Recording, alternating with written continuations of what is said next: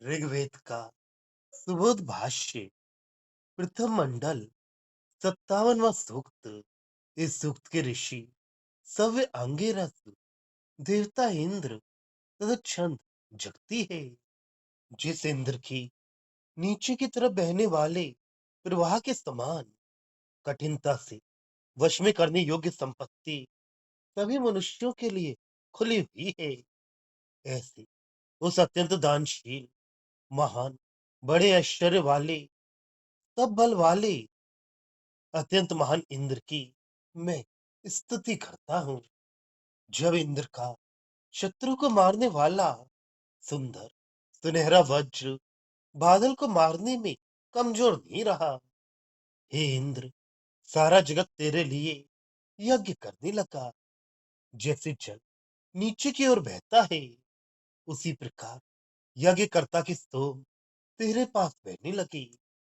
हे तेजस्वी ऊषे, जिस इंद्र की तेजस्वी प्रसिद्ध शक्ति और तेज लोगों को अन्न आदि देने के लिए घोड़े के समान इधर उधर चलते हैं, ऐसे इस वीर तथा प्रशंसनीय इंद्र के लिए अब यज्ञ में नमस्कार करो। हे बहुत धन वाले, बहुतों से प्रशंसित इंद्र, जो हम तेरा आश्रय लेकर विचरण कर रहे हैं, वे हम तेरे हैं और हम ये अन्य भी तेरे हैं। हे वाणियों से स्तुत्य इंद्र, तेरी स्तुति की दूसरा कोई हिंसा नहीं कर सकता। अतः हमारी उस प्रार्थना की अन्य मनुष्यों की तरह इच्छा कर। हे इंद्र, तेरा बल महान है, हम तेरे हैं। हे ऐश्वर्यवान इंद्र, इस स्तोता की कामना पूर्ण कर।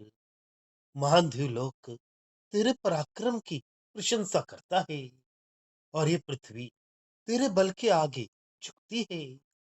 हे वज्र को धारण करने वाले इंद्र, तूने महान बलशाली उस मेघ के अपने वज्र से टुकड़े टुकड़े कर डाले और रुके हुए जल प्रवाहों को बहने के लिए बाहर निकाला।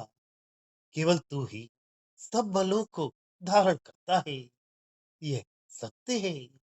भावार्थ, इस ऐश्वर्यवान देव की संपत्ति उसी प्रकार है जिस प्रकार बहता हुआ पानी, अतः जिस प्रकार प्रवाह को इकट्ठा करना असंभव है, उसी प्रकार इसकी संपत्ति को इकट्ठा करना असंभव है।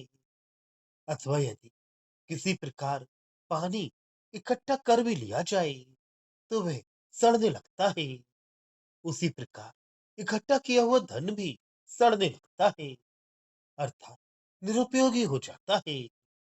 अतः धन का सदुपयोग मनुष्यों के हितकारी कामों में अवश्य होना चाहिए। इस इंद्र के शत्रु को मारने वाला सुंदर और शक्तिशाली वज्र सामर्थ और तेज लोगों के हित करने में प्रयत्नशील रहते हैं। इस इंद्र की इस शक्ति को देखकर सारी प्रजा इस इंद्र की स्तुति करती है। इस प्रकार वह इंद्र हर तरह से लोगों का हित करता है, इसलिए इसकी सब ओर से स्तुति होती है। जो बिना किसी छल कपट के आत्मसमर्पण के भाव से पूर्णतया इस इंद्र की शरण में जाते हैं, वे इस इंद्र के ही हो जाते हैं। तब उस भक्त का कोई भी कुछ अहित नहीं कर सकता, क्योंकि वह बहुत सामर्थ्यशाली है। इसलिए इसके यश को भी कोई नष्ट नहीं कर सकता या कलंक नहीं लगा सकता। इतने उत्तम चरित्र वाला राजा हो, ये सत्य है कि इंद्र ही सब तरह के बलों को धारण करता है। वह वीर है क्योंकि वह भयानक से भयानक शत्रु को भी आसानी से मार देता है। वह दयालु है क्योंकि वह आत्मसमर्पण के भाव से आने वाले अपने भक्त की हर तरह से सहायता करता है और उसे किसी भी प्रकार का दुख नहीं होने देता। इसी प्रकार राजा भी अपने शरणागतों की हर तरह से रक्षा करने वाला हो।